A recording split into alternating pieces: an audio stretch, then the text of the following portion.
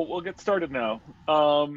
Welcome, everyone. Good evening or good afternoon for Matt. My name's David, U2 conference staff member, and I want to welcome you to the last session of this conference. And we are truly honored to have Matt Nathanson rejoin us today to play some songs and to discuss some of those songs. Matt and I haven't really, worked out any sort of script. I don't know what songs he's planning to play, so this will all be a surprise to me as well. But I think what we'll probably do is sort of play it by ear, and we'll leave some time at the end for folks to ask questions about really anything, but particularly hopefully the songs, and perhaps asking Matt why he chose the songs he did. So Matt, welcome again. Yeah, It's thanks great for to see having you. me. Yeah, I literally don't know what I'm doing either, really. So I feel like it's sort of seat of pants situation. So I'll fly with whatever happens. Like I think I know what songs I'm going to play, but I don't really know. So Yeah. Okay. Good. Well, ladies and gentlemen, Matt Nathanson. oh yeah, what can we start with? Do you want me to play a song first, or do you want to talk first? I'm down with talking too, if you want. Okay. Sure. Well, why don't we? I mean, for those who weren't able to attend the earlier session this afternoon, why don't we just sort of briefly sort of summarize what this sort of record, how this record fit into your life, and what it sort of how it's inspired you. I think with all artists, I'm very interested in hearing how it inspired you, not only just enjoyment wise, but perhaps in your art. Yeah. How it may have influenced you to check out either other sounds or an author. We were talking about Raymond Carver before, so certainly a lot of bands I've listened to, you sort of wonder, who is this Delmore Schwartz that is, Totally. Acrobat is dedicated to? Let me go take a look. Or the line in Dream Speaking Responsibilities. Oh, that's a book by him. Yep. Let me go get that book and read it and see, if I can divine something. So maybe just could you speak a little to that, please? Yeah, I mean, all of the above. It was like I said in the earlier session, the record came out at a point where I was like the most porous I think I've ever been. And I've led a pretty porous life in terms of like feeling like I'm just a nerve-ending human being who like who just constantly is feeling everything and exploring all sorts of shit. And so, but this record came at like a real, probably the peak in my it was post high school, first year of college, 3,000 miles away from home. Like I pretty much exclusively before that, I mean, I listened to U2, I listened to metal, and I listened to like new folk. And then to go to college, and all of a sudden I was exposed to like, I mean, I thought I knew music, and then I got to college and people were like, oh, this, that, it was 1991, which was like, other than 1987 in my lifetime, probably the most electric time for records, right? 87, Joshua Tree, Appetite for Destruction, The Cure, Disintegration, you can go on and on. 91, it was like Pixies, Trompe Le Monde, Blood Sugar Sex Magic, Temple of the Dog, Pearl Jam, Nirvana, Soundgarden, Gish, and then Achtung Baby. And so it was just like constant, like my mind was being blown at every turn. And Yeah. so anyway, so I think that, in retrospect, I put out my first record in 93. That I recorded kind of in this kid's house in college. Like he was a rich kid and had a bunch of gear and was a good guitar player. And but I think like every record I've ever made has had the DNA of definitely of U2, but like if we're going to be real specific about it, it's like there's Achtung Baby pieces. I was kind of flipping through my catalog a little bit real quick to see like if I could bring up examples. And it was just like it was just stupid. It was like, oh yeah, well that chord changes. Oh, well that, and the way I phrase is based on like sort of unknowingly based on the way Bono. It's just like they're sort of like it's my parent on a certain level, like my musical parent, And it doesn't mean that there's not other people in there, but it's like the fundamentals are kind of rooted in, Bono sings kind of these long melodic phrases.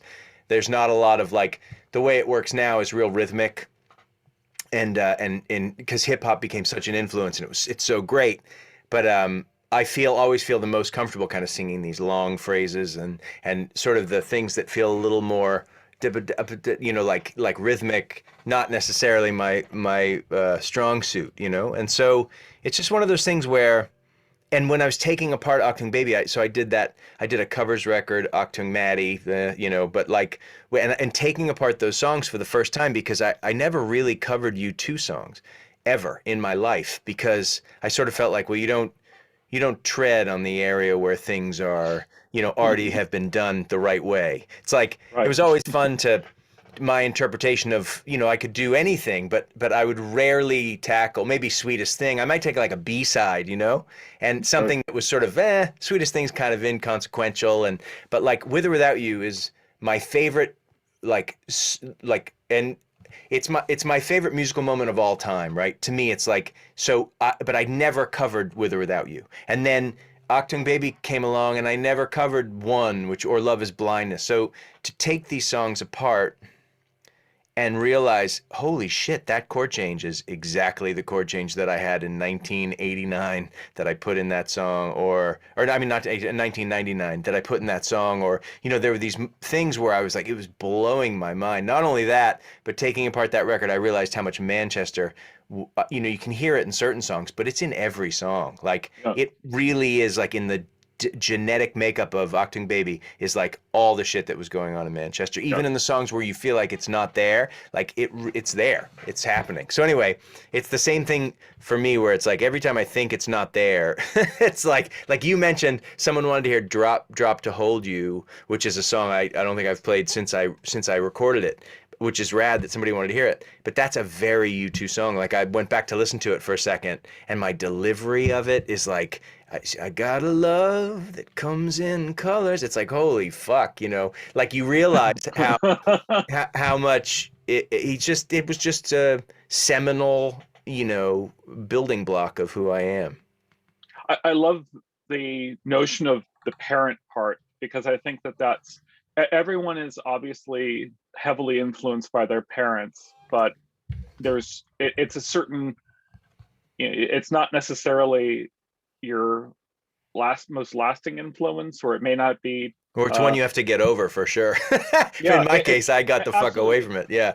right. Yeah, But you have to sort of, in some ways, figure out the separations. Not yeah. unlike when with Achtung Baby, they had to break from the past. I think all of us need to break from our parents, but yet they're there.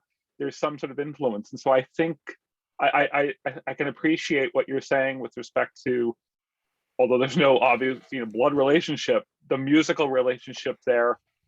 And with respect to covering songs, I think U2 is famous for, I think Edge saying that they were a lousy band, and they were playing these lousy covers, and they had to go and play their original songs because they couldn't do it.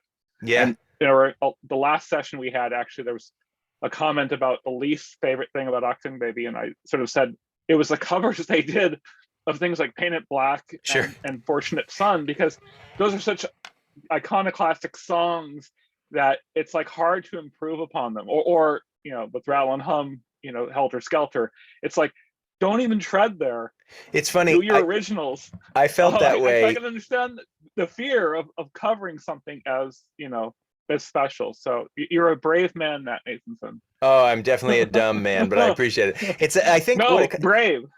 remember watching U2 at the Rock and Roll Hall of Fame big concert in Madison Square Garden, and they backed Springsteen came out and like, "I still," and then like and they backed up Mick Jagger to do and Fergie, and they did Give Me Shelter. And it's like, it really doesn't necessarily work. You know what I mean? Like, based on them, really. You know what I mean? It's like, Yeah. because they really aren't, they're really punk rock in that way. Like, they did this to express themselves. Like, that's the Right. reason that they made the records they made. Doesn't mean like night and day, like we talked about. There's not great covers in there for sure. No, right. Absolutely. Right. But That was a very different sort of thing. The yeah, thing reimagining. Yeah, yeah, reimagining. It's so far removed from, you yeah. know, the But original. yeah, but I mean, and it's intimidating. I think one of the other things that I think is so fascinating about a band like U2 is that their influences were super important to them, but they never were. I found myself in my own life to be hyper intimidated by the music I love. So when it comes to creating something, I kind of feel like I'm under the weight of all the things that are have that have blown my mind. And Bono, it's what also makes him sort of a fascinating character. Like we talked about when Dylan invited him up to sing and he didn't know the lyrics and just made them up. Like Right. it's like he never. I never got the feeling that he. It might be the narcissist in him, it might be the whatever, but I never felt like he was beholden to. Um, he was a fan of, but never sort of a. It's a tough word, but a slave to his influences in any way, Right. which I think is what made them capable of sort of transcending the things that they loved and then sort of Right. establishing a new sort of, yeah, Their future. own voice Yeah. to really, And a yeah. new and they changed the game. Do you know what I mean? Like in a real way, where I don't think you can do that if you're hung up on your influences. I don't think it's possible. You got to kill like you've got to kill your parents. You know what I mean? That's a Right. real Or thing. you have to Like kill, right, or kill your yeah. idols. Yeah, Yeah. kill your Yeah. idols thing, of course. Yeah. But I always think like I tell my kid like at some point you're going to have to fucking really get past me. Do you know what I mean? Like, Right. and your mom, like that's your job because like you have to kill us and move past and then transcend us. Right. That's how it Or kill, works. yeah. Yeah. Yeah. Kill your inspiration and then sing about your grief. One of my To quote. favorite lines of, I mean, such a great song. Yeah. So go ahead, Matt. Yeah.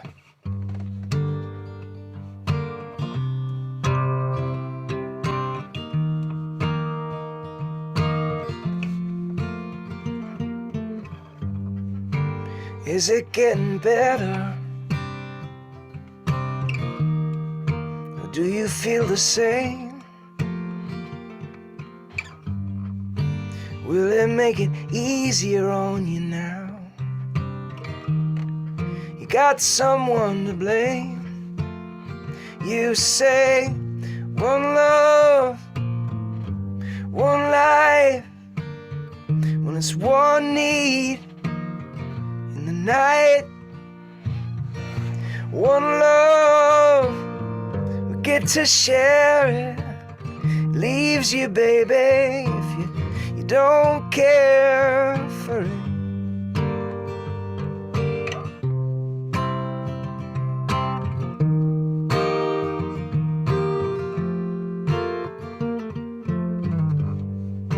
Did I disappoint you? Or leave a bad taste in your mouth? You act like you never had love.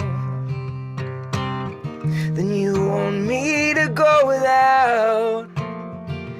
Well, it's too late tonight to drag the past out into the light.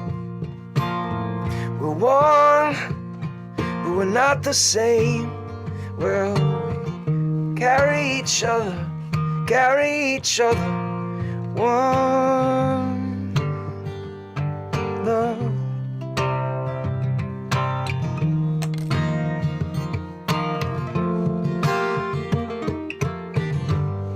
Did you come here for forgiveness? Did you come to raise the dead? Did you come here to play Jesus to the lepers in your head? Did I ask too much, more than a lot? You gave me nothing now, it's all I got. We're one, but we're not the same. Yeah, we hurt each other, then we do it again. You say love is a temple, love the higher law. Love is a temple, love the higher law. You asked me to enter, but then you made me crawl. And I can't be holding on to what what you've got when all you've got is hurt. One love, one blood, one life. You got to do what you should. One life with each other. Yeah, we're sisters and we're brothers. Yeah, one life, but we're not the same. We get to carry each other, carry each other. One love, one love. Do you hear me coming, love? Do you hear me call? Do you hear me scratching, scratching at your door? Do you hear me coming, love? Do you hear me call? Do you hear me knocking? Will you make me crow?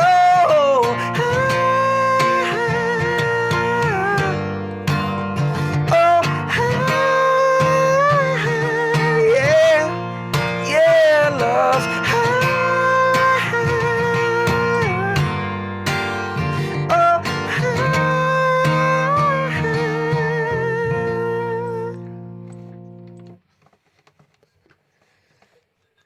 That was awesome. You can tell Matt is a true U2 fan, given the coda there. Oh yeah, my favorite. yeah. I cried every time they did that on the Zoo TV run. Like I remember the first time I heard it, I was making notes for my girlfriend at the time, who's now my wife, and I would make notes of things that had changed because I saw the tour like 20 times or whatever, and Yeah. I would make notes on the show she didn't go to, and I'd be like, Bono did this thing in this moment, and it was like because you wait for transcendence, right? Like because when you see a band that much and you know a band that well, you can kind of be like, oh, that version was not as good as but there are moments always in a U2 show where one of them takes something and it transcends in this beautiful way, and that was the first time where I was like, what the fuck is that verse? Yeah. I think it's not I think all of us have experienced that, whether it's sort of a religious experience, or even for folks of us that are not religious, it's when God walks into the room, so to speak, as Bono would say, Right. where you just go and say, this is my church. This is, it sends shivers down your spine. So that was beautiful. Thanks. It's it. so fun to sing. I mean, it's so fun to sing anyway, like in my life as my job, but being able to sing a song like that, it's just, woo, it's fun. Yeah. Okay. Would you like to introduce perhaps the next song and maybe say something about it? Yeah. Yeah, I was thinking about all my U2-y, things. Like I was going through and I realized that I have a song called like Gone. I have a song called First Time. I have a song called Love Comes Tumbling Down, which was like sort of like as a and they're all like yeah, I'm sort of amazed at how many Bono lyrical things I've taken over my life. So this is let's see, what can we do? I'll do a song I was thinking. So it's one of the new songs. We were talking about Carver. We were talking about sort of succinct writing, and that's sort of always the goal, So this is a song that I haven't recorded yet, and it's for like a project that we're starting, and I'll just sing it. I've never sung it to other humans in my life, so I'll try it. We're honored. No, I mean, don't be honored yet. I appreciate it. It could be terrible. Ready? Katie got divorced, moved back in with her mom. Needed a fresh start, dyed her hair blonde.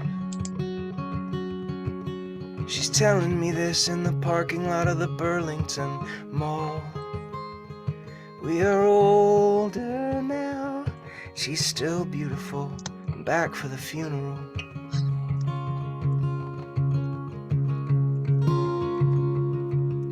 Your hometown's just the first place you don't understand. And your family's just strangers you know like the back of your hand. The higher you think you're above it, the harder you fall.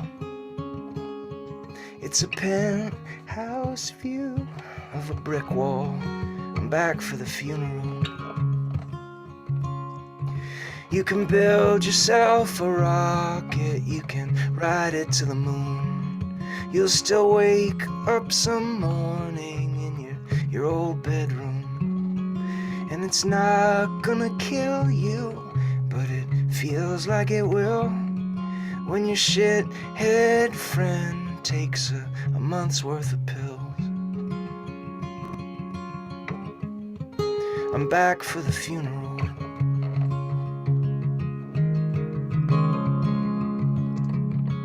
Yeah, after the service, we'll all meet up at the bar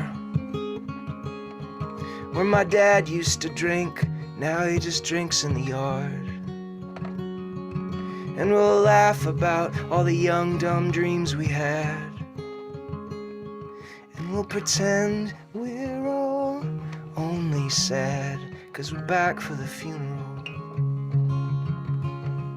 And I'll call you in the morning just to make sure you're alright. 'Cause I don't remember getting home, but I woke up, I'm fine. And I was hoping I would see you. How fucked up is that? That somebody's gotta die for us just to call each other back.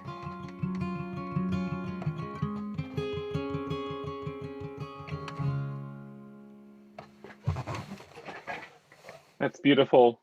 I was very struck lyrically, in particular the lines about the father drinking in the yard, and I know you have perhaps a mixed relationship to Springsteen, but I hear something Springsteenish in that, in terms of sort of looking back at. It seems like a very sad song. Yeah. Well, and Springsteen, I'm a huge, when Springsteen is on, I think there's no one that touches him, you know? And so that's a huge compliment. He does that, like in Brilliant Disguise, for example, or Thunder Road, you know, the real songwritery songs. So that's hugely flattering. That's great. Yeah, that's very songwritery song. So, do you have another Achtung Baby song that you would like to play? We can. Let's see.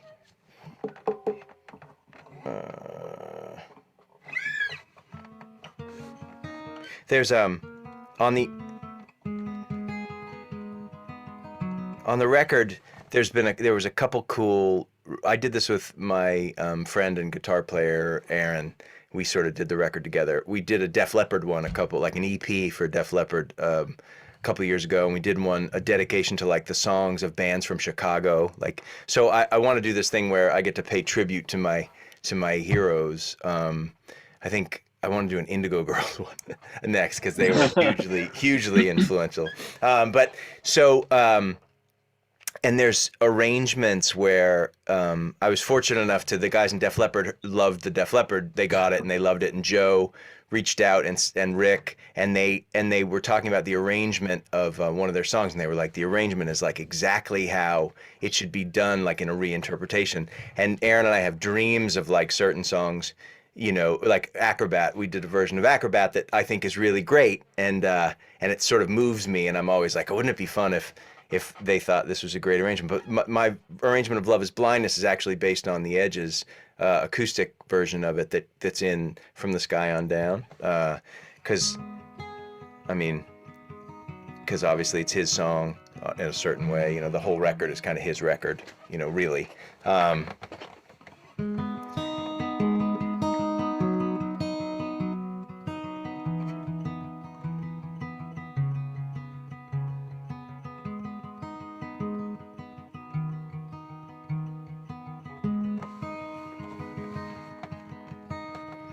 Love is blindness, I don't wanna see.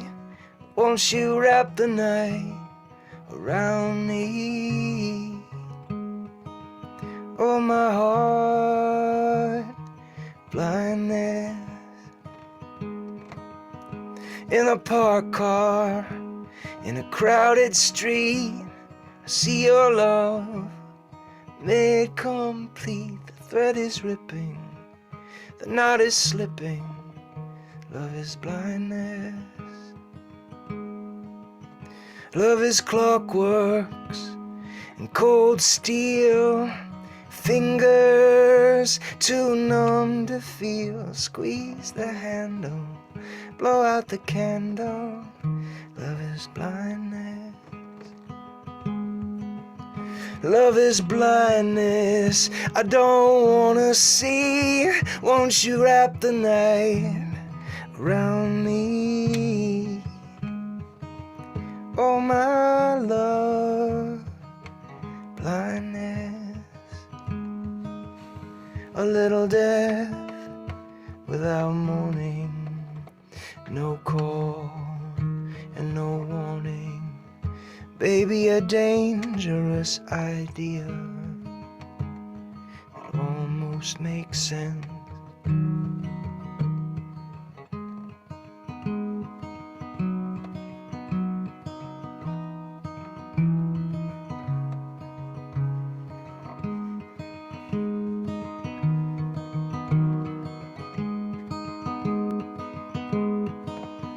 Love is drowning in a deep well, all the secrets and no one to tell. Take the money, honey, blindness.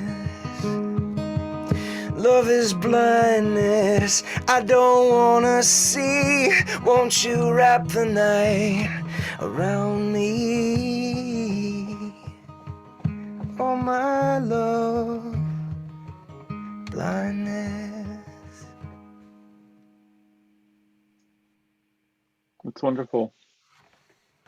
I'd like to know, in terms of when you heard that, I think one thing that I've always found with you two is of bands that I tend to like, because I don't know of records I mean, some records I don't like, I'll only hear once or something like that. But things that I listen to a lot, closing songs or closing the end songs are often the strongest, or not the strongest, but extremely strong songs. And I always think U2 ends with very strong songs on a lot of records. They're sometimes quieter, but or more introspective, and that one always just slays me. I mean, it's on the record, in Edge's version, in your version there, it's like the heartbreak and the darkness is almost overwhelming. So Oh, I'm yeah. just curious what you think about that. I mean, Acrobat and that are just sort of like a 1-2 punch. Oh, it's, to That me, that record ends so depressing. It's the best. It's like it ends in this sort of unbelievably hopeless, right? Like in the if you look at Bill Flanagan's sort of assessment of the way that it works, right? It starts as like a descent into sort of hell, and sort of kicking off like the relationship and sort of descending into the madness and the fun, and then waking up in the gutter, and sort of like stumbling your way home. And so in theory, the happy moment is Ultraviolet, right? Like, even though it's got Carver all over it with like, I remember sleeping on stones, and but that's essentially the one, like, baby, baby, baby, light my way, and I'm on my way home. But what I think is I get kind of moved about it, because what's so great about that record is that it doesn't, because life doesn't work in clean lines. If it does, you're not necessarily pushing yourself, and you're not necessarily living the experience that is life, because life is chaotic and it's dynamic. And so it's so great that then they round the bend of the last two songs, Acrobat and Love is Blindness, because it's like, that's what it is. It's like, I've been in a relationship for 30 years, and that's what my relationship is. It's a fucking mess. Like, it's awesome, and it's transcendent, and it's life-saving, and I fucked it up, it's like, and that's what I like about that record, is like, it doesn't shy away from the actual thing. U2 likes to do like It's a Beautiful Day, or like they like to polarize, right? Pride in the Name of Love. They love these big ideas that can be thrown across an arena to people. And to right. me, Achtung Baby is like a really small record. Like it's a singer-songwriter, intricate, like dynamic record that like pulls no real punches. Like talks about sex in a way. It talks about it's in that way it's kind of got it. That's where the Delmore Schwartz Lou Reed aspect comes in. That's where it's like it really is the only time, in my opinion, because pop, there's messy things in pop, but again, it gets grandiose and broad again. And like Achtung Baby really is this sort of amazing, like, amazingly nuanced nook and cranny thing. And somebody's saying, I don't see Beautiful Day that way. And it's like, but to have the chorus of a song be like, it's a beautiful day, don't let it get away, see the Bedouin fires at night, see the oil fields at first light, like that's a fairly optimistic experience, right? It's like, it's saying like, don't let, and I back it. Like when you hear it, you're like, fuck yeah, I don't want the beautiful day to get away. But like, what's great about Achtung Baby as a record is like, it's just super messy because my life has been really messy. And so I really relate to it. Yeah, and it doesn't end. It's not like a movie that, and again, we talked about how earlier today, how cinematic Achtung Baby is as a record, but it's not like a film that, there's peril, but it gets resolved in the end, in my mind, at least. No, I hear it as it gets dark and it stays dark. Yeah, dude, because that's what out like it gets like the movies that I like, where you sort of end and you're like, son of a bitch, like Do the Right Thing, or whatever, like a great film where at the end of it you're like, oh my God, like, yeah, life is kind of messy, and it doesn't mean that you can't find the beauty in it and all that stuff, but yeah, it ends in this super dark place. And Love Is Blindness was written for was it written for Nina Simone? Like they wrote it as a song.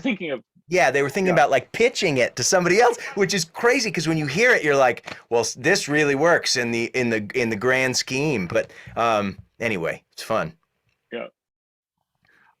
Okay. Maybe we should go into another song, because it's really about you and the music, and it's more fun to talk, but I like it. I'll do it. I was thinking, let's do. I have an idea. 3, 4, 6, 7, 8.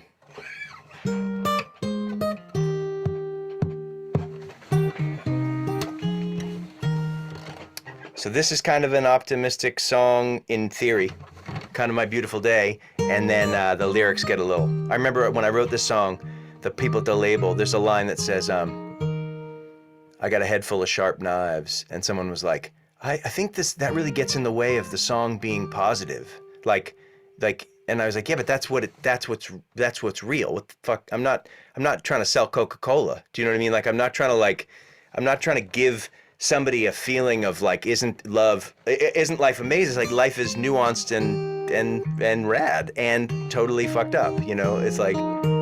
It's always that way. I don't want to see the wires in the circus anymore.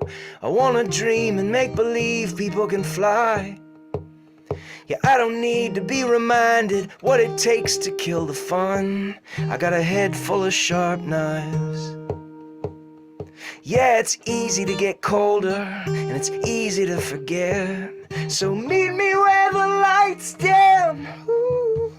You can wake up every morning, we can set ourselves on fire, and we can do this all again. The world don't speak for us, they lack the confidence. We're only hearts and bones and blood, but we're giants, we're giants.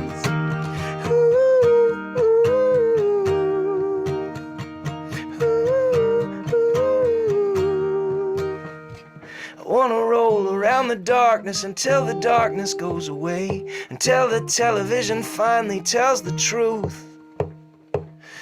Everybody's scared of things they don't understand, and all of the living that they don't do. So yeah, it's easy to get colder, and it's easy to forget. So meet me where the lights dim, yeah. 'Cause we can wake up every morning, we can set ourselves on fire, and we can do it all again. The world don't speak for us, the confidence. We're only hearts and bones and blood, but we are giants, giants. The walls are closing in. We climb and they descend. Nothing but the clouds against our skin. Oh, we are giants, giants. Well, I'm done trying to fit in, be half forgiven for things that I never did. We're more than what scares us. We're final and fearless, and we'll dance where the ice gets thin. 'Cause it's thin. The world don't speak for us. They lack the confidence. We're only hearts and bones and blood, but we are giants, giants. The walls are closing in. We climb and they descend, with nothing but the clouds against our skin. Oh, we are giants, giants. Ooh, ooh,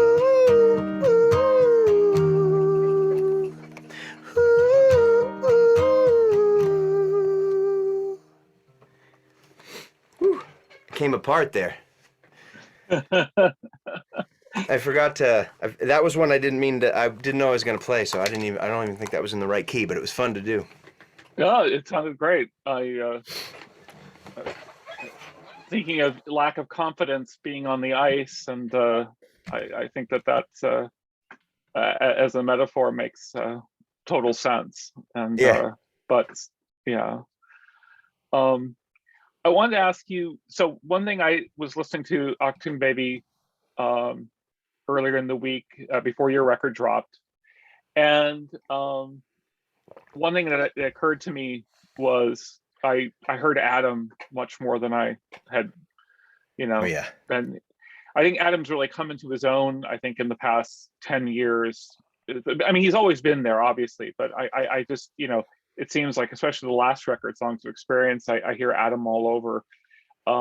But I was listening to Achtung Baby, and there were just parts where he seemed to, it was just sort of like a clarion call. And I was just sort of curious from a bass perspective and so on, and what the bass represents with respect to a rhythm section. Yeah. Are there songs off Achtung Baby that you think of where his influence?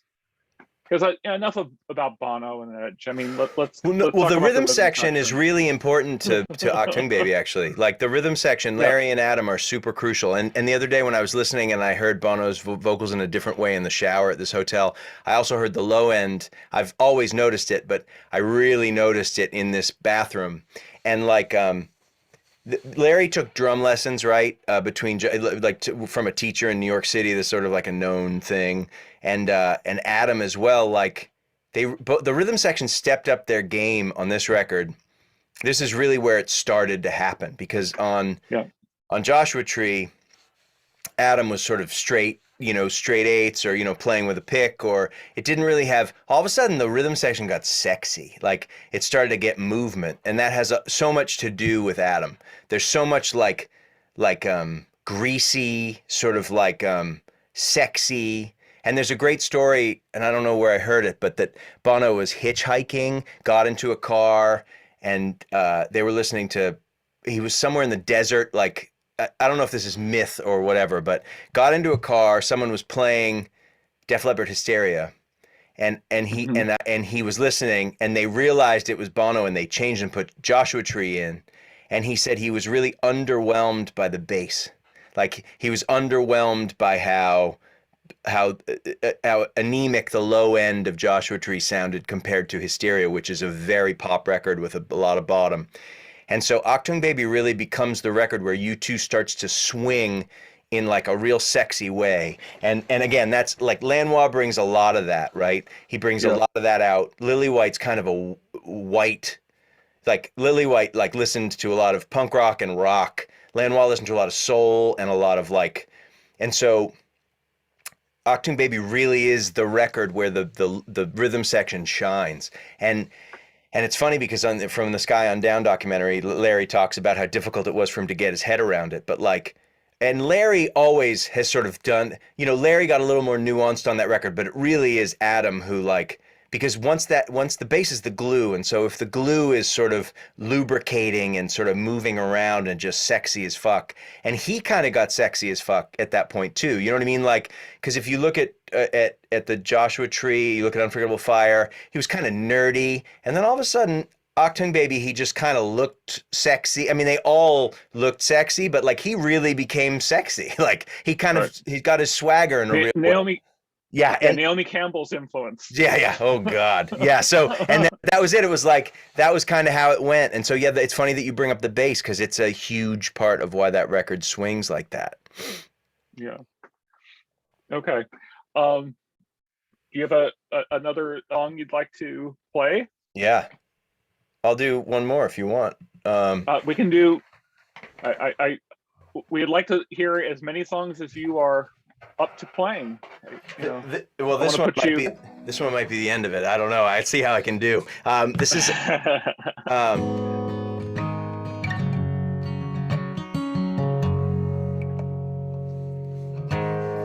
see if I can get all. There's a sort of it's a chord change, wild ride here. Don't believe what you hear. Don't believe what you see. If you just close your eyes, you can feel the enemy. When I first met you, girl, you had fire in your soul. What happened? Your face of melting snow. Now it looks like this. And you can swallow, or you can spit, you can throw it up, or choke on it. And you can dream, so dream out loud. You know that your time is coming round. So don't let the bastards grind you down. No, nothing makes sense. Nothing seems to fit.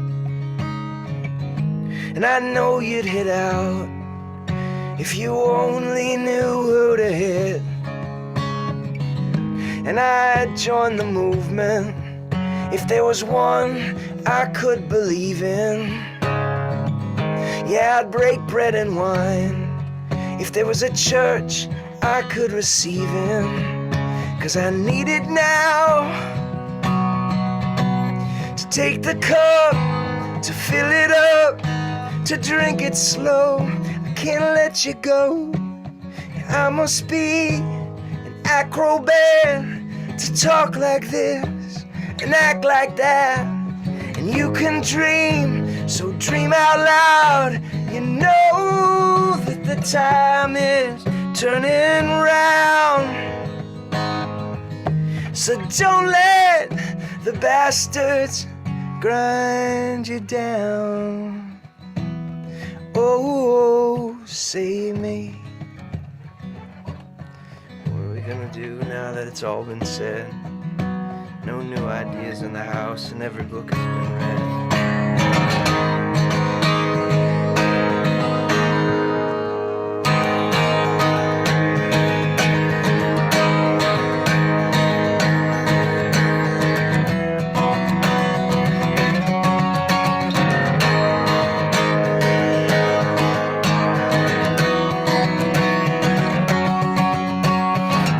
Must be an acrobat to talk like this and act like that.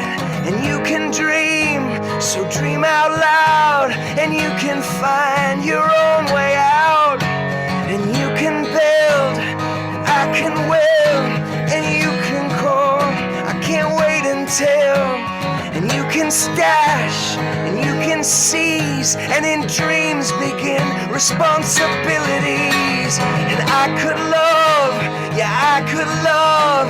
You know that your time is turning around. So don't let the bastards grind you down. Wow. That's an intense performance of an intense song. It's a great Um, song. My favorite on the record, like my favorite yeah, for sure. I'm curious. A lot of fans. This was sort of, at least within the online community, that the communities that I belonged, to, um, the playing. Acrobat was one of those sort of mythical unicorn songs that U2 would never play, and of course they did. They finally did, and so on. Curious what your thoughts are of. My theory has always been that it's so dark of a song that the world is. I mean, it's sort of hard to say because it just seems like it always is getting darker. Uh, but it seems like they had to wait for the world to get even really, really dark before they could find that. And of course, pairing it with the return of Mephisto and you know, and the character who had turned in from perhaps a a not quite despot, but showman that had been a cabaret, washed up cabaret singer, into something that's sort of more evil and so on. I'm curious, so from what your perspective is, why is that a hard song to play? Do you think? Is it I always, musically? Why would they not have played it? I always have a theory as to why U2 stops playing songs, and it's because they don't work.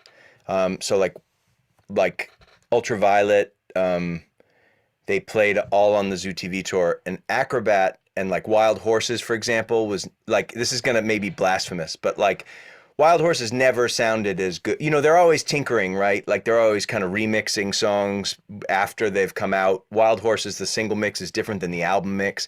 I just think what I realized taking these songs apart with Aaron is like how on a fundamental, this is going to sound blasphemous and I don't mean it to, but on a fundamental songwriter aspect, they really, like, I would play, take this, I would play them and I'd be like, this song is so fucking long. Why is it so long? What is happening? And I'd listen to their version. I'd be like, oh my God. It's like, it works because they're them. Like, this is the thing, like taking apart this record, I realized that like, it's easy to cover a song that's a song, right? Like, that's why One goes over so well. That's why Love is Blindness goes over so well. Those are songs. But like, most of this record is like U2 creating a moment and then expanding that moment. And like, if you analyze it, or if you don't have Bono's swagger, or if you don't have Larry playing the drums, or you don't have Adam playing the bass, it just doesn't work. Like, it falls apart. Like, I would play it and I'd be like, why doesn't this work? This is my favorite song. Or like Ultraviolet, he says, baby, baby, like probably 700 times. But like, and when you're singing it yourself, you're like, Jesus, enough with the babies. But it's because I'm not Bono. Like, because those records are made on like swagger and like the capturing a moment and sort of moving that moment forward. And this is where their genius is to me. And so live, I just assume that songs like Wild Horses, songs like Acrobat, songs like Walk On, which also sort of always fell flat. They would do it on the, with the screen rolling, but it never felt as good as it does on record. And it's like, I don't know. And I think it's because U2 is sort of a magic act in a certain way in the studio. And it's like they set the bar, they like put the flag in, and it's like, and it's so good that when they play it, it kind of falls flat in a big room, or it falls flat without Right. the sonic mix of like Flood's mix or something. Like there really is, they're not like, it's not like sitting down and playing a Bob Dylan song. Some of them Right. are, but like it's why With or Without You is such a magical moment in time, because it's like, it's riding this wave. You can tell that like the mix is important. It's why they Lily White would come in, but Lanois, it was like, it's not a factory. It's like a it's like a kitchen. And so they would like put like paprika, and they'd be like this kind of, and so you hear it and you're like, when you hear it, when you hear the low end on say Joshua Tree, you hear the bass, you hear the vocal on Achtung Baby. It's a mess. Like if you took it apart from a, and it's comical sometimes when you hear him be like, you know, and you're like, but if you're not using your brain, if you're not just sitting there as an analytical prick and you just let it come to you, it's like it's all in the fucking stew. It's like if you take a bite of it and you go like, oh, it's too much paprika. Or if you take a bite of it and you go, I'm going to experience this. What does it feel? And you're like, son of a bitch, this is good. And it's just too much of this, or a little too little of that, or the shaker's too loud, or the bass is, you know, it's like, this is to me what makes, and great records, obviously this is how it's done, but U2, I feel like, and I guess my friend Jonah's on, but like Zeppelin, I'm sure, when you could hear Zeppelin play and you'd watch them and it would be like a shambles, right? Like you'd be like, what? This isn't, but on record, they captured these moments in this way. And that's what, they use the studio as the tool it's supposed to be. And I think that's why certain songs just kind of faded off the map, or they played it once or twice and didn't play it again. You know, it's because, and certain songs, when you do that, you can't just get on stage and like, let's do Sort of Homecoming. Because it's like, Sort of Homecoming is this weird thing that like exists, and when it existed in 1985 and 1986 on the Unforgettable Fire tour, that's a real thing. And so when you see it again, it's like they're kind of not really, you know, it's like when I saw it on the Joshua Tree redo, I was like, oh, they're gonna play Unforgettable Fire third, great, or whatever. And it started, or Sort of Homecoming third or whatever, and it started, and I was like, oh well, oops, you know, because it's like they have to be in it to do it, because it's like, Right. you know, because they can't coast. It's a really fascinating thing, and I don't mean to harp on this, but like taking the record apart was really the moment where I was like, holy shit, this is really excellent. Like these songs, when analyzed or when played acoustic, don't hold up. But when you listen to the record, it's like no one could do this unless you had Larry, Adam, Bono, Edge, and Lanois, you know, and Eno. Yeah. I think when I think of songs like that, I think of Zeppelin's When the Levee Breaks. I will contend that the live, Zeppelin was a great band live, but I always thought that the studio version, has the sound that it's like, I don't know how you replicate it. It's clearly the band, but also the, can't remember who produced it, but Andy Johns, or was it? I think it was Andy Johns. Yeah, I think it was. And it was just the way they made that sound. And so I think, Achtung Baby is an excellent record of one of those things where it's like, almost like, how could they play a lot of the stuff live? It's the best. But yet, they did. They did. And they did it really well too. But just certain songs didn't translate in the way that I think in that way.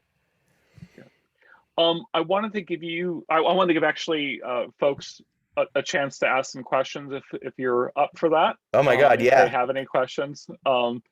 So I think what we'll do is, if we can try the hands, or the hands that built America. Yeah, the hands that built America. If you want to raise your hand, or if I don't get any hands, I will just open up the mic. Can't tell whether with Zoom, if someone raises their hands, do they end up in the first part of okay. Megan, click. It's interesting that we have the same favorite Achtung Baby song, and yet we have so much disagreement on how we hear U2. One thing you mentioned, you felt like Achtung Baby occupied a special space in U2's music, especially when you were contrasting it with Beautiful Day. But I guess because I entered the U2 spectrum in '97, and I kind of see everything kind of from a different perspective. I see the continuity more than the difference. I can see how October is still heard in 2014, Songs of Innocence.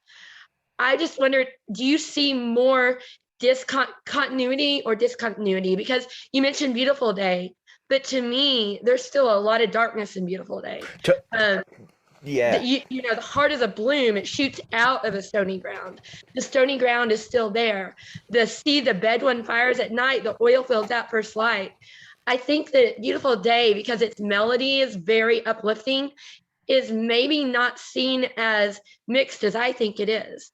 And so I see a lot more continuity between All That You Can't Leave Behind and Pop than maybe some others do.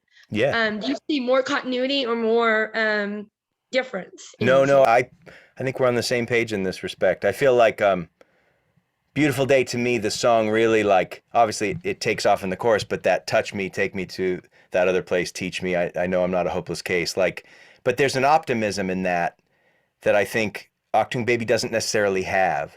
And that's the thing I'm talking about. There, the darkness is there, but for me, there's an optimism in the sort of in the thread, even in October, which is like a really searching kind of record. There's sort of a joyful rejoice, to use a word, but like I feel like there's a hope, and Achtung Baby, what I love about it is every time the hope emerges, it kind of like there's like it gets an alternative experience happens maybe one song later or one line later, you know what I mean, like, and so I'm with you on it. Like I do think they've always had this sort of fight and love thing going on in their music, and again, like I'm just one human who's a nerd for this band, like I definitely, but like to me Achtung Baby is the first time where they let, like, for him to say I'm only hanging on to watch you go down, my love, like that's some dark fucking lyrics, and he's never touched on that ever before, like that. And it's great, like God Part 2, like we talked about, there are moments, but like there's so many zingers on Achtung Baby. You're dangerous because you're honest, you're a piece of glass left on the beach, and if it's about Aisling or whatever, like Edge's wife or whatever it's about, it's like it's the only time where he shows his sort of, like, he talks about being a fighter, and that's really, but in this record I feel like it's the first time where he really kind of is, like he's sort of snarky and you know, and so, but I agree with you that there's always a light and dark contrast throughout their whole catalog. You know, later era, the, I call it the grandpa phase, I think there's a little less of that, like there's a little bit more like and I don't, and like the love and you, but like we're one but we're not the same, we get to carry each other. That is such a nuanced, unbelievably, like it gives you the beauty of the togetherness and then it takes it back. It's like, it's, to me that's the most perfect lyric of all time. Like we're one but we're not the same, we get to carry, like we have this fucking gift to be able to be in this united, but you know, but together but not together. And it's like, I just think that's what this record does the most for me, is that it shows that sort of dichotomy better than any other record. But I'm with you, Megan. I think we're totally on the same page. Yep.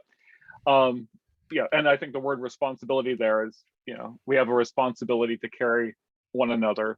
Oh, it's the yeah, best. it was a band. It's a record that, yeah, of them sort of facing that. And I was also, I believe what you said earlier today about it being like their most Dylan record, and in terms of from a Bono's perspective, not musically but lyrically, and I completely agree. I think of a lot of songs, you know, like Rolling Stone and Positively Fourth Street and so on like that, that are just absolutely cutting songs that it's hard to imagine Mr. Positive Bono, you know, singing those songs. And the other Dylan aspect that I really like is Dylan does this thing where he'll throw a line away in order to give you a line that knocks you in the face. He'll kind of give you like a dump line and you'll be like, why would he say that? And then the next line is like murder. And this record has a lot of that, where like you'll be like, you know, like Wild Horses is a great example of, there's lyrics in there where you're like, you're dangerous because you're honest, you're dangerous, you don't know what you want, you left my heart empty like a vacant lot for any spirit to haunt, you're an accident waiting to happen. Like he just throws these things, you stole it because I needed the cash. Like that's a terrible lyric, and it's also amazing. Like, do you know what I mean? Like that's what's so great. It's such a risk. You killed it because then it goes, you stole it because I needed the cash, you killed it because I wanted revenge, which is so fucking great. You know what I mean? Like if you've ever been in love with somebody who loves you back, and it's like, you stole it because I needed the cash, it's kind of like, cash, like what, how old are you? And then it's like, but you killed it because I wanted revenge, and then you lied to me because I asked you to. Baby, can we still be friends? Like that's a crazy ass like bunch of lyrics. Like it's just incredible. And then it's like, the hunter will sin for your ivory skin, you know, but it's like, took a drive in the dirty rain. But then it gets to like, then it opens up like, over the trees and rivers laughing you, hallelujah, heaven's white roses, doors open, you just can't close, and then it opens up, don't turn around, don't turn around again. Oh my God, it's just great. They sacrifice things at the altar of the long throw, which is just so gratifying. Like, yeah. Lisa. Hi, Lisa. Hello. Yeah. Lisa. Hi. I had a question. When you started engaging with the songs to perform them on your own album, were there songs like you went into it and you went, okay, these are my top two, and then you started learning them in a fresh way as a musician and they broke down for you? Like, or, you went, nope, it isn't this one anymore. I have a new favorite, or I have a song that that I went into and you two can sing it in a way with strength, but give it to somebody else and it just cracks apart. Or, some way that the songs that surprised you as you dissected them and put them back together again so that you could perform them your own way. I mean, you just described the process. Like, literally, we would take them down to the studs essentially, and I would kind of play them with Aaron acoustic, and I'd be like, well, that one's going to be real hard. Like, Mysterious Ways, for example, or Even Better Than the Real Thing. We did Even Better Than the Real Thing kind of traditional. It had to move at that pace, but like Mysterious Ways is a really strange song. Like, and it has so much to do with Adam's bass and his attitude. That is so much, and Bono's attitude, that like I don't own those attitudes. I don't even know how to access them. And so for us, it was like Mysterious Ways was one, and like Trying to Throw Your Arms Around the World. Another example of like, that song feels eternal unless it's done by that band. Do you know what I mean? Like, it feels fucking eternal. You're just like, okay, was this the Fish Bicycle line? But when they do it, you're like, oh my God, this is magical. And so I found that quite a bit too, where we would run these songs and then I'd be like, well, sounds like it's 13 minutes long, so we have to figure out how to reimagine it. And that's just what we did. But what you said is exactly it. Some of them worked really well. Some of them, it was like, woo, can we leave this one off? Like, not because we don't love the song, but because like, how are we ever going to pull off like the sexiness of Mysterious Ways? I mean, it's all vibe, and it's all the groove of Adam. So anyway, yeah, Lisa, that's totally right on. Thank you. Yeah. The Manchester spirit is strong on that song. Oh yeah. I was listening to Oakenfold's Perfecto mix. Yeah. I'm not a big fan of the Perfecto of Oakenfold's mixes in general, although Lemon I do have a very strong Bodman for. But I was listening to the Mysterious Ways earlier today, and I just had to keep playing it on repeat, and like the tail end of it was just the same sort of sequence over and over, and it was just sort of like hypnotic. It was just so hypnotic, and yeah, that's a great Crystal, remake. Yeah, Crystal, welcome. Hi, thanks so much. Hi, Matt. It's so good to see you. Hi, Crystal. Nice to see you. Thanks. I just was curious, because covers really they're so hard to dive into. And one of my personal favorite covers of yours is River by Joni Mitchell. I really love that. What's some of your favorite covers, like when you think of someone who really did it almost better than the original?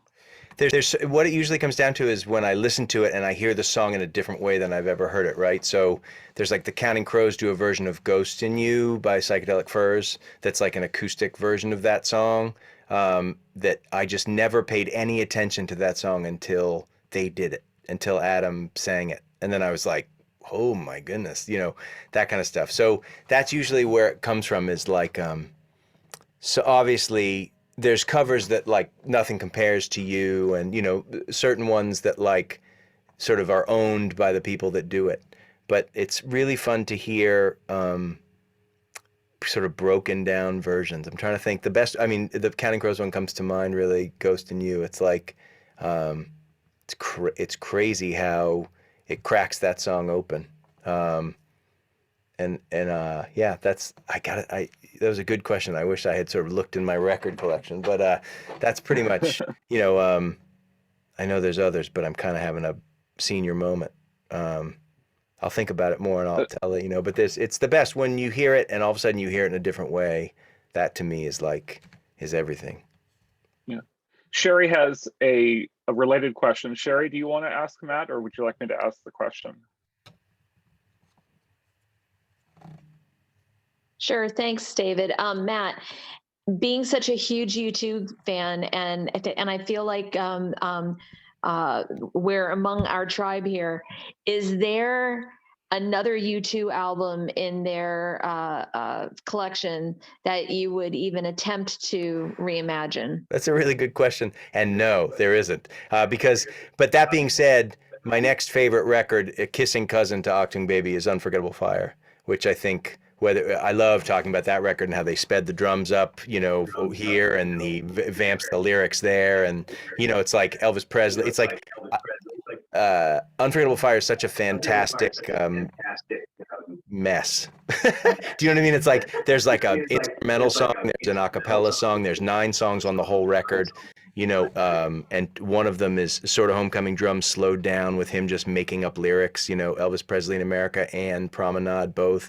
So that is my next favorite record, but I couldn't even begin to have any clue how to even look at that record. I mean, it's just magical. It's so good. I would love it if you could even attempt Elvis Presley in America, because if you know what the lyrics are, we'd all like to know too. Totally. I'll just start making like Coca-Cola football. I'll give my best shot. What a song! What a record! To do the song justice, you'd have to actually just make up your own lyrics. I think that's what that would be in the spirit of Bono would want you to do, right? Totally. He'd say, don't mimic what I'm saying, Yeah. Well, my God, that record is to me like, it's just, again, I think they have mostly magical records to me, but Unforgettable Fire is like, whoo, shit. Can I Would you like to play one? Oh, sorry. I think there's one question, and maybe Matt can play one more song if he's willing to. Okay, go ahead. Is it Johnny? I can't tell. It is Johnny. It's Johnny, buddy. Johnny. Just one very quick question to Matt, and it's not terribly important. Did it ever amuse you how much money they invested into trying to do what they were doing? Their accountants came to them, their management came to them, friends, family, bank managers, and said, "You want to do what?" And you're trying to put this massive band type extravaganza live show, and they're going, "You're going to lose. You're going to go bankrupt. You Yeah. won't work this out." So I'm asking you, Matt, and I don't mean this in any other way, but has anybody ever tried this, or before that, or after this? I mean, that must have been a lot of pressure for them. So never mind the album. They then have to do the tour, pay a lot of staff, and you must have been thinking, shit, that's a lot of fucking bills, So what do you think about that? I mean, I think it goes, for me, it goes hand in hand with what makes them such a great band, which is that they're sort of fearless in terms of taking things on that other people would never do. And, it's like, from a financial standpoint, it was a huge risk, but we have to also remember that they were very rich at that point, right? Like Island Records had been in real trouble and they got their masters back. But from that perspective, it was like, from an undertaking of, I think Bono has always wanted to be, like we talked about before, Bono has always wanted to do things he's just in a grand way, because he's always, it's like, so I just think that is part and parcel with that band at that time. Like, of course they would do that. Like, of course they would take it on the road and make it something no one had ever seen before. That was part of what made them so exceptional. As a fan from 1979, 80, I would know that. I know them. Here's the weak thing to you that perhaps is interesting. They didn't get paid for Joshua 3. So they had to make a decision. They had to make a decision. And I'm interested to you as a musician, where somebody turns up to you and says, do you know that money we owe you, man? Of course. Can we kick it up the street? How would you feel about that? So, and they then, I don't understand it. I don't understand music business, But what I'm saying to you is that how does that work in the music business if somebody turns up and says, "Oh, do you see that 18 million pound we owned you?" Not too sure about that. So because, and again, like I can only talk from a very armchair perspective, like their relationship with Chris Blackwell was so Yeah, like it was so personal, and they did business in such a personal way that I have to think that they knew they were going to be covered. Do you know what I mean? Like, and they were just really smart, and they never had a desperation. U2 is never really, well, we could argue that later era U2 has a bit of desperation, but up until that point, U2 didn't really deal in desperation. They just didn't. They dealt in sort of passion and power and it's what makes that stuff work. And so that's a fascinating question. And I don't know how I would have responded in that experience, but for them, they were just always so supremely, even when they were even when they were confused, they were always confident in the unit, and they always did these choices that were like bold and sort of incredibly forward thinking. And it's like, and they, interesting. and so, yeah, so I think the answer to your question, I think like it falls in line with like that band just being sort of fearlessly like, yep, we got it. And then it paid them off. Let's go roll with it. Let's go roll with it.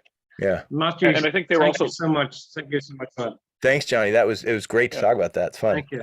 I think it was, they were also a very lucky band, I think, in many ways. I think of things that have happened that some good things, some very sad things that happened, that they were sort of there at the right time. It's always about timing, and back then you could game the system in a real way, and so you could really make it work. But I always love that U2 kind of came from like way outside and just sort of like charmed anybody. Like they know, look at the way Bono handles politicians. He knows how to like make things work for him. And so to sort of drop in on that thing, they were very lucky, and every record kind of grew from the next. Obviously October was a little bit of but they grew, every record grew them. And it's like, and Bono knows how to work a human being. You know what I mean? It's like, right. It's awesome. Like he works a room. It's fascinating band. That's great. Can I chime in? Thank you. Sure, Ian, go ahead. When they were able to have more freedom in their contracts, they were able to negotiate getting all of their song rights, which is, I think, is a major thing for how independent they've been as a band. They were able to get that in the early 90s, and I think that's super important. They also lent a bunch of money to Island Records. To Island, yeah. Yeah, to keep them afloat, just because they had that sudden success, and that bought them a lot of grace with their publishing company. And I think that's kind of relevant. Totally. And even before that, though, they were like all the bands that do that, like all the bands that push Metallica, Prince, Joni Mitchell. There's sort of like. They work within a system. Well, Prince and Joni Mitchell are totally different, but U2 being the biggest band in the world and working, sort of towing the line of art and commerce. I just always thought that was so rad too. Like I think that where art and commerce come together is where things get really fun for me as a listener, like where they kind of clash together. And U2 is just such a great example of that, where they always knew the financial and being the biggest and the best, but it never sort of influenced it didn't really influence those records that we're talking about. Right. So yeah, I'll do one more and then we can call it. Thank you, Matt.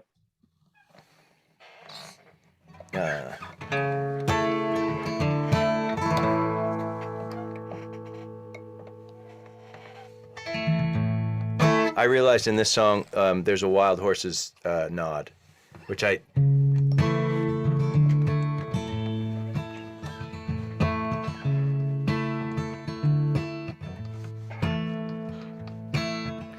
miss the sound of your voice, and I miss the rush of your skin, and I miss the still of the silence as you breathe out and I breathe in. if I could walk on water, if I could tell you what's next, I'd make you believe, I'd make you forget. So come on, get higher, loosen my lips, faith and desire in the swing of your hips. Pull me down hard and drown me in love. So come on, get higher, loosen my lips, faith and desire in the swing of your hips. Pull me down hard and drown me in love. I miss the sound of your voice, the loudest thing in my head, baby. Ooh. And I ache to remember all the violent, sweet, perfect words that you said. If I could walk on water, if I could tell you what's next, I'd make you believe, I'd make you forget. So come on, get higher, loosen my lips, faith and desire in the swing of your hips. Just pull me down hard, drown me in love. So come on, get higher, loosen my lips, faith and desire in the swing of your hips. Just pull me down hard and drown me in love. I miss the pull of your heart, I can taste the sparks on your tongue. I see angels and I see devils and I see God when you come on. So hold on, hold on, hold on, hold on.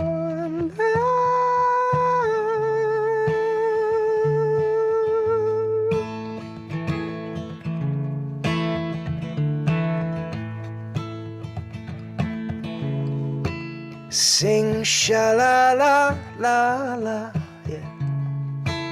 Sing sha-la-la-la-la, ooh, ooh, ooh,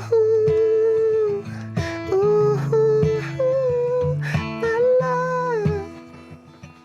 So come on, get higher, loosen my lips, faith and desire in the swing of your hips. Just pull me down hard and drown me in love. Come on, get higher, loosen my lips, faith and desire in the swing of your hips. Just pull me down hard and drown me in love. It's all wrong, it's all wrong.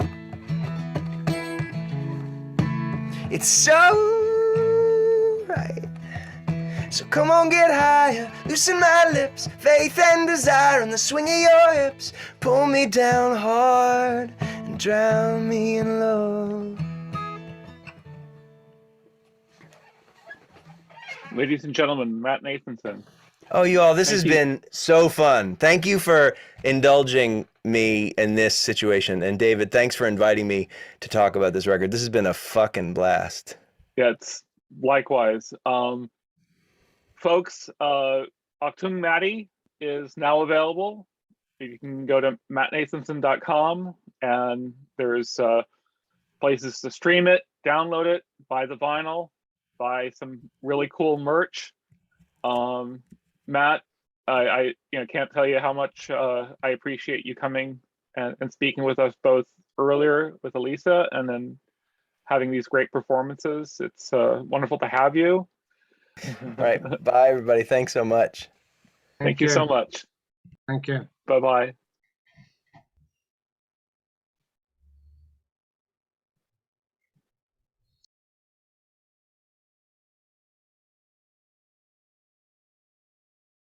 Thank you.